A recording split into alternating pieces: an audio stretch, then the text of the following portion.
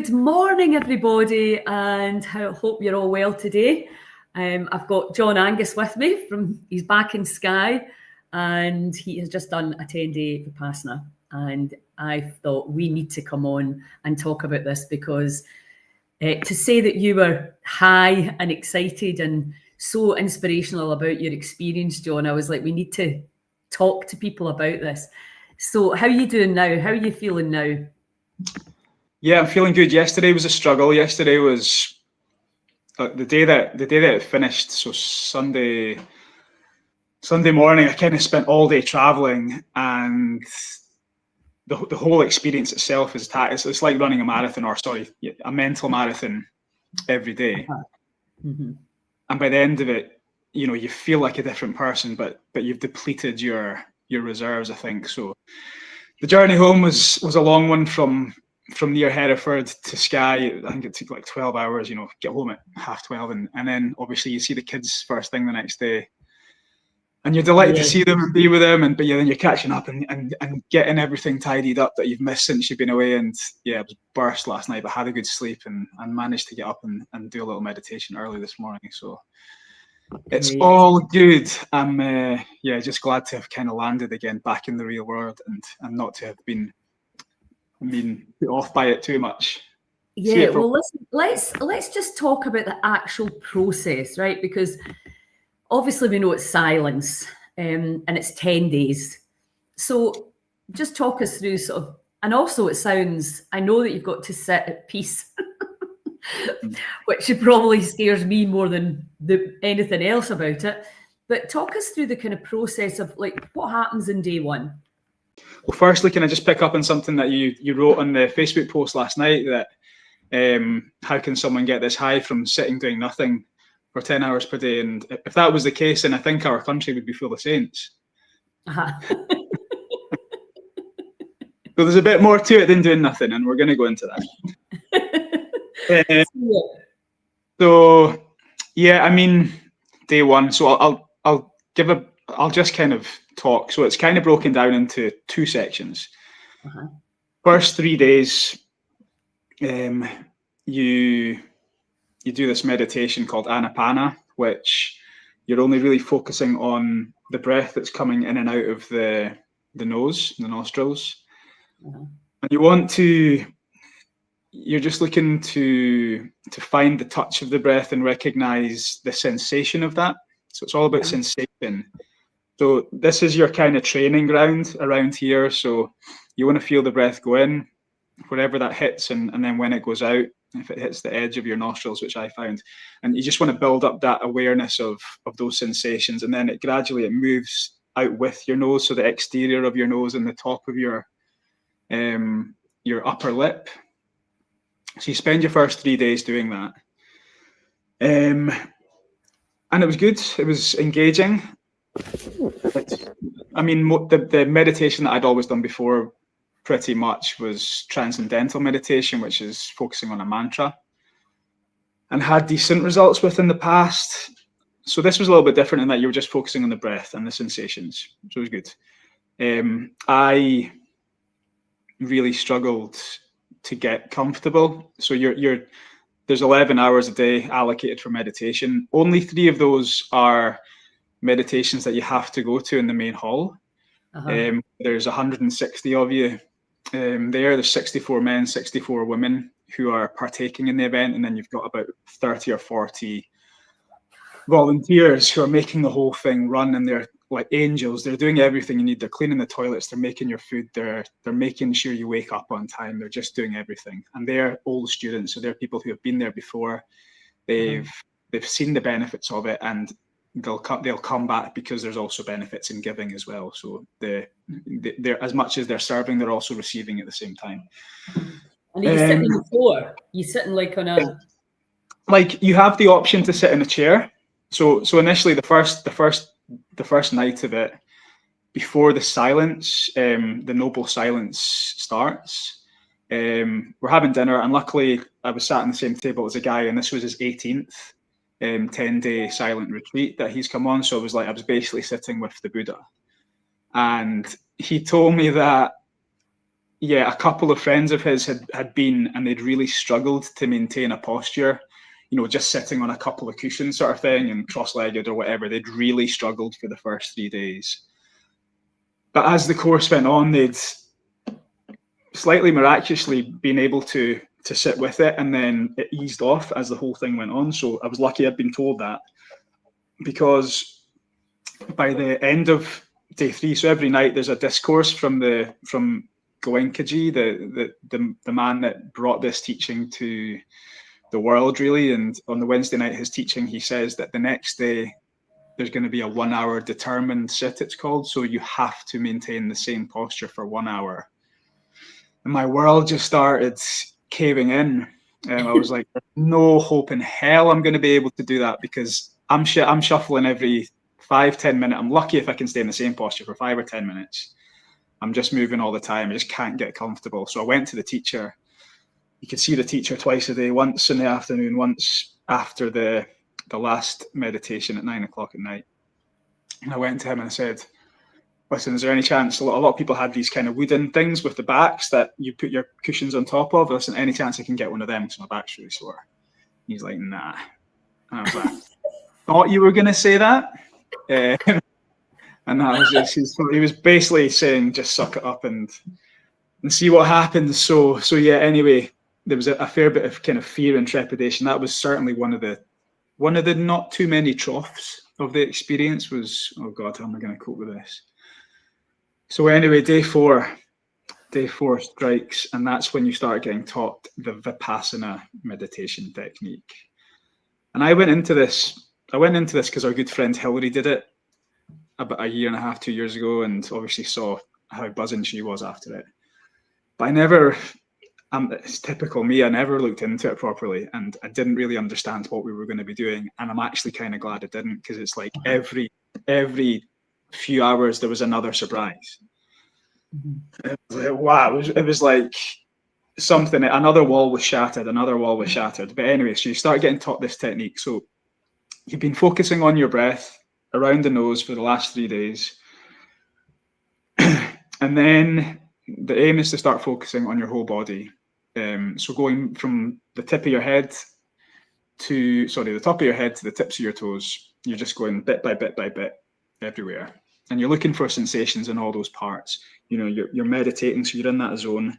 Whatever's going on here in your third eye, pineal gland, that when you move your attention from whatever that is to a body part, you start to be able to feel that body part.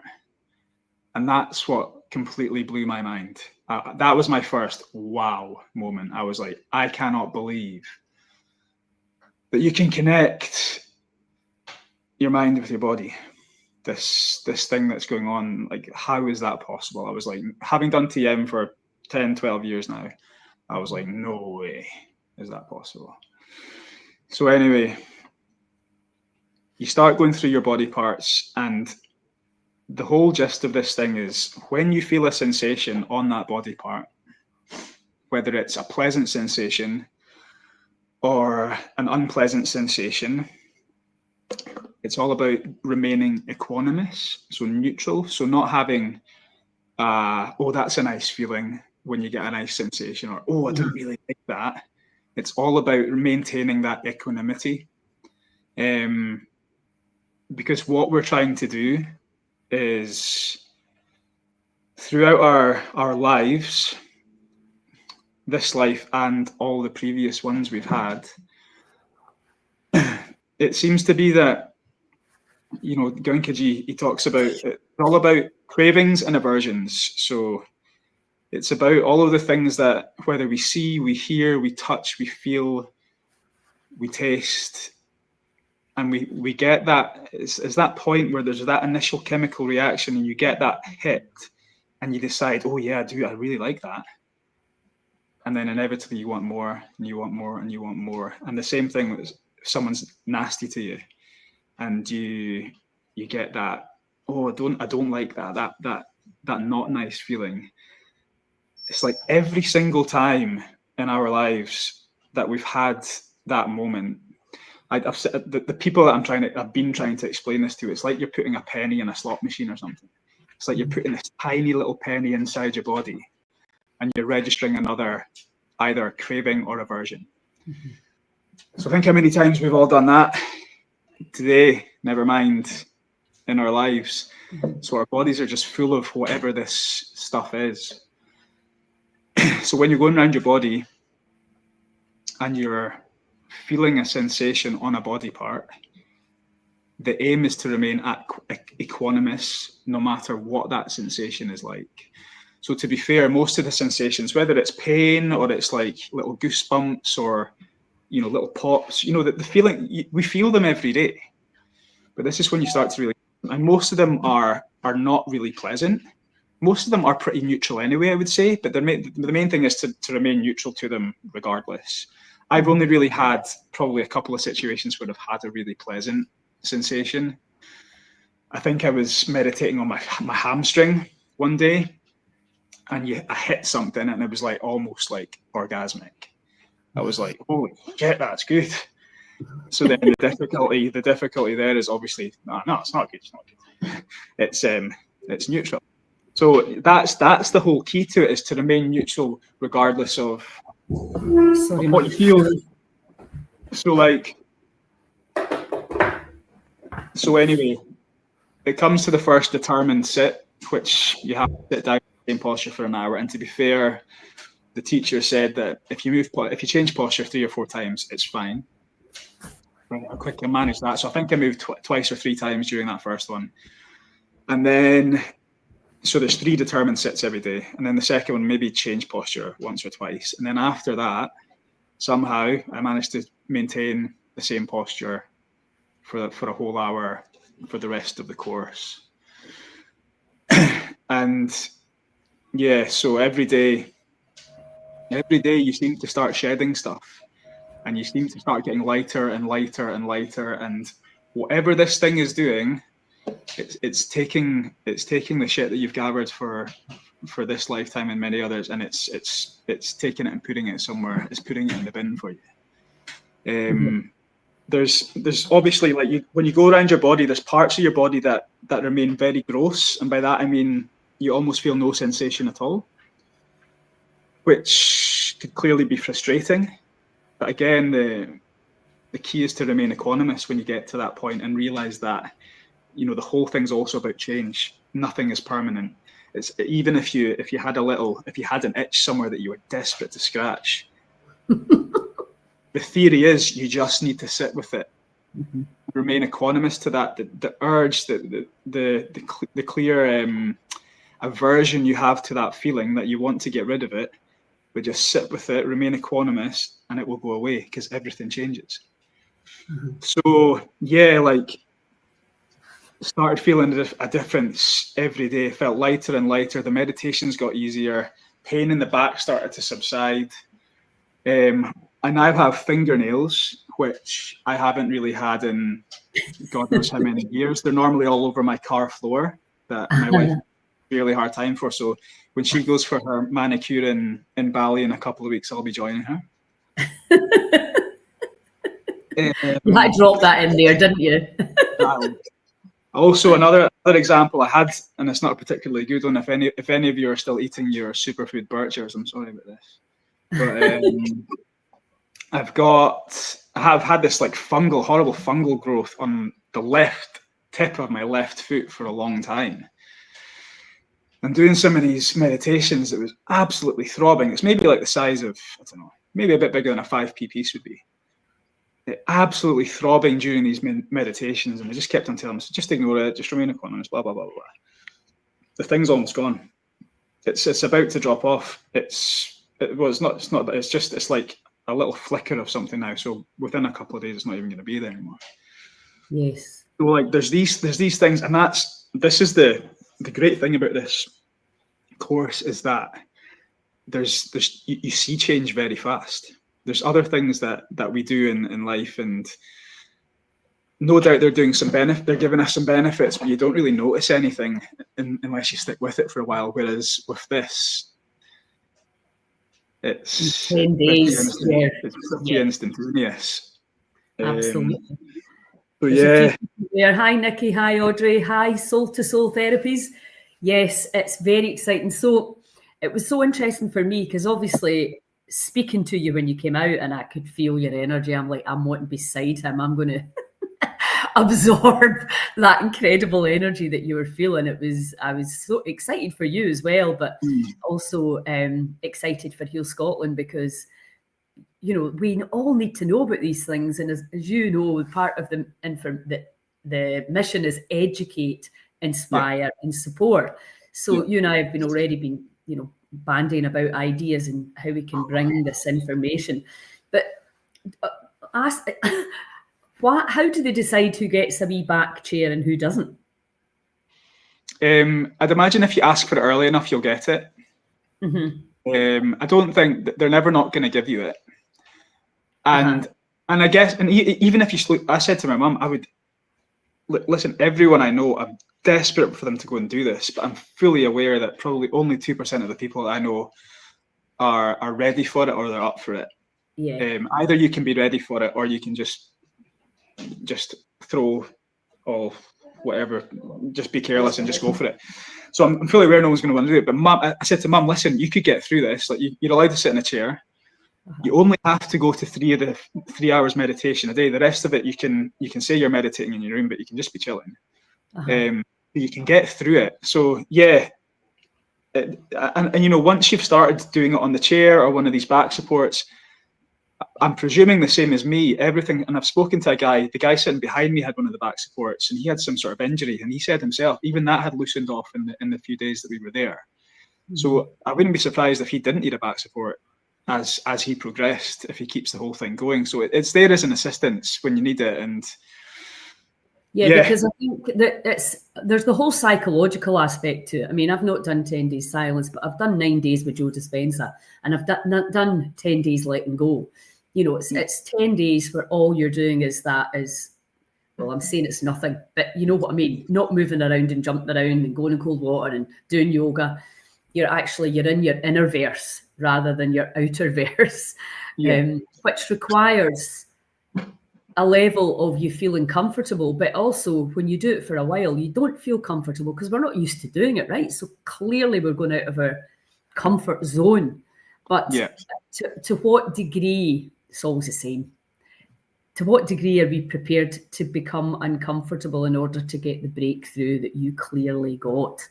And that's why I wanted to get you when you were fresh out of it, because with the best will in the world, I know when I came back from Sedona and I was like, everybody's got to learn this, it's amazing, I feel amazing, I was so light, I was flying, and da-da-da-da.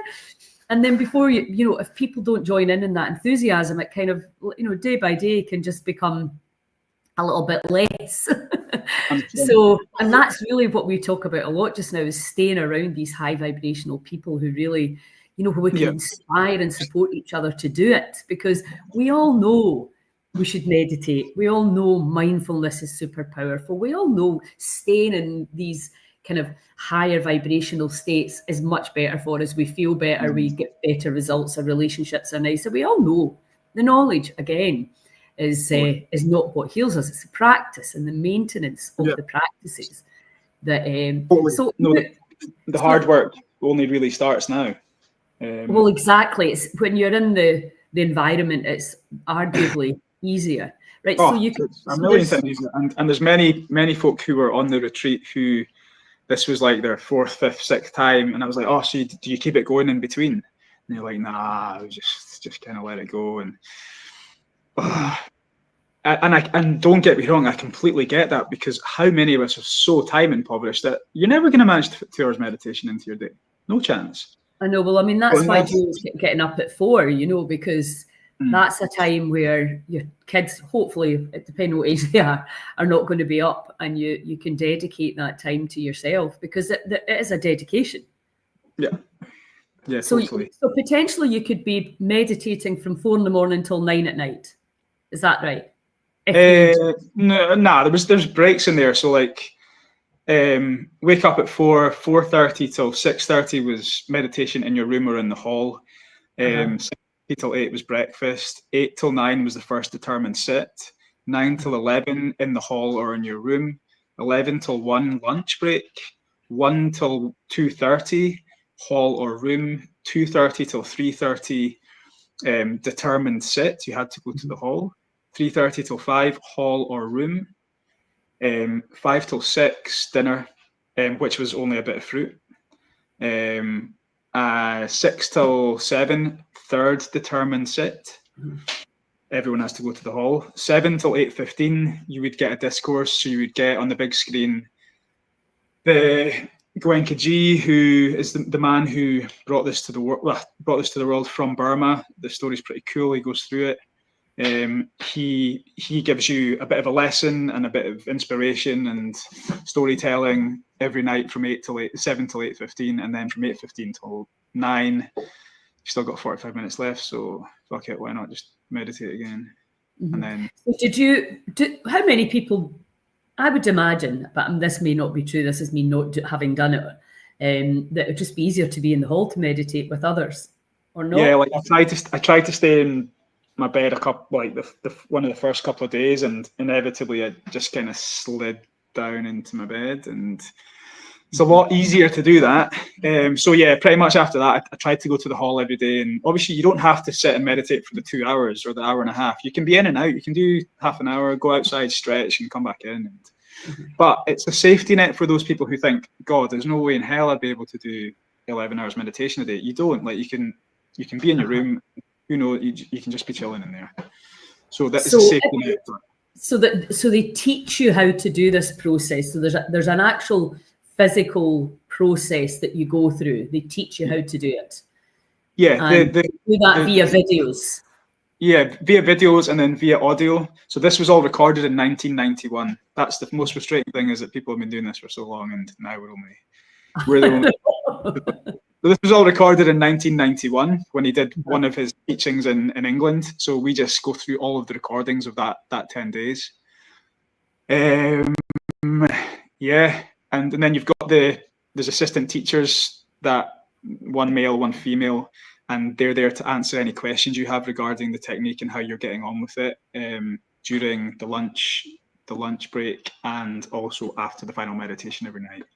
So they're there for any questions. You can speak, but only at these times. Yeah, you can speak to them. Yeah. Okay. And what about making eye contact with other people? Are you allowed to make eye? Nah, no eye contact. No gestures at all, I think. So I had 2 roommates throughout the whole thing, and unfortunately I never got to meet either of them before I started sharing a room with them, that was probably the most frustrating thing for me. I just missed the first guy during the night that we arrived, because I was at dinner and our paths didn't cross before the silence fell.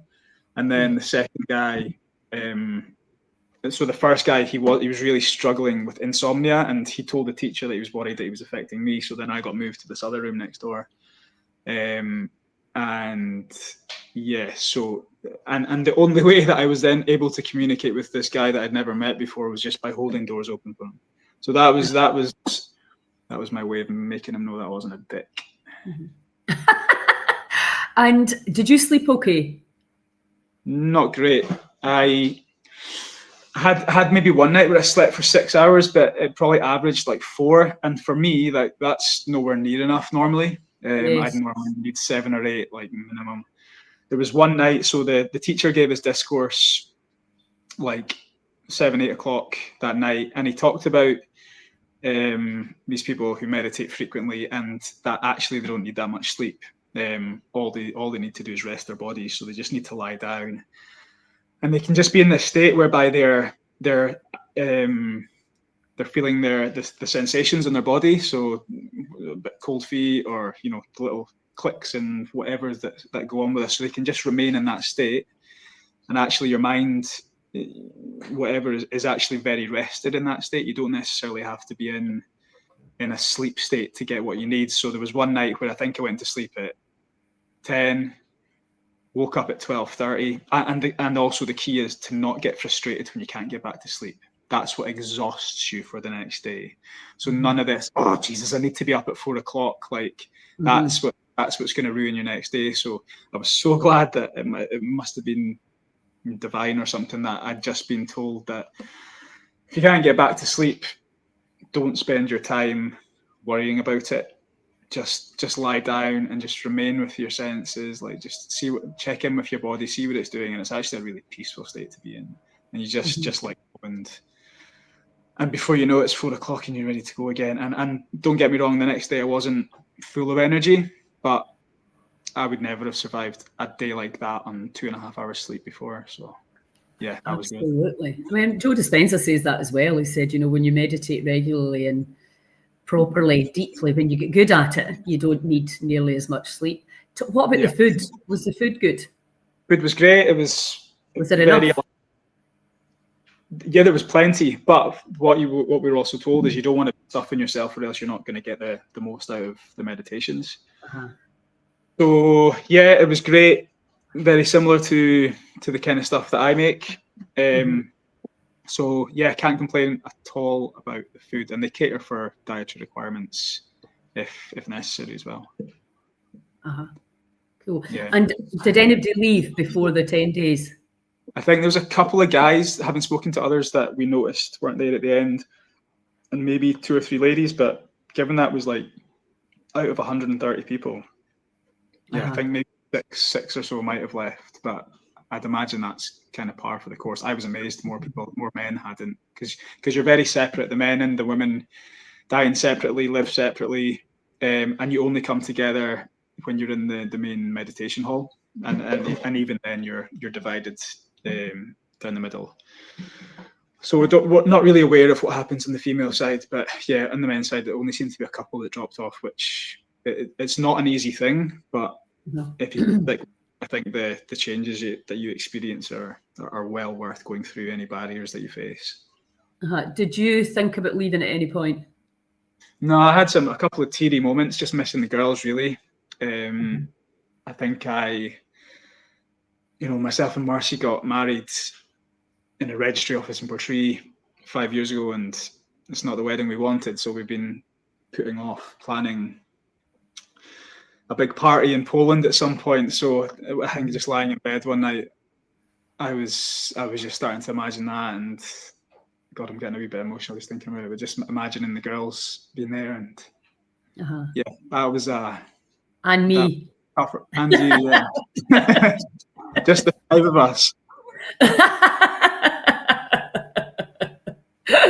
Yeah, one of my friends has done, and she said she cried a lot. I think generally speaking, women tend to cry more than men. I don't know whether that's true or not. It seems that way, but I did wonder if there was emotional breakdowns or breakthroughs, as we call them now.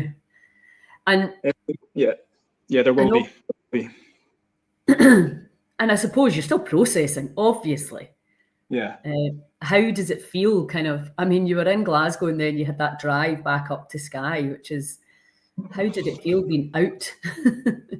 Yes, and that's the hard part. The hard part now is to obviously keep the meditations going a couple of hours a day, ideally, but then you don't want to be putting any more coins in the slot, and that's what's really tricky, is being equanimous to when someone's nasty to you, or when you really want to have that bar of chocolate, or I don't have to explain it to many. So that's the real difficulty now. But as the teacher said, the more you go through this and the more layers of stuff you shed, actually the easier it gets to be equanimous in these situations. And another thing I would say as well is that it's quite a spiritual course, in that this is what the Buddha did 2,500 years ago. This is how the Buddha treated himself, Gautama.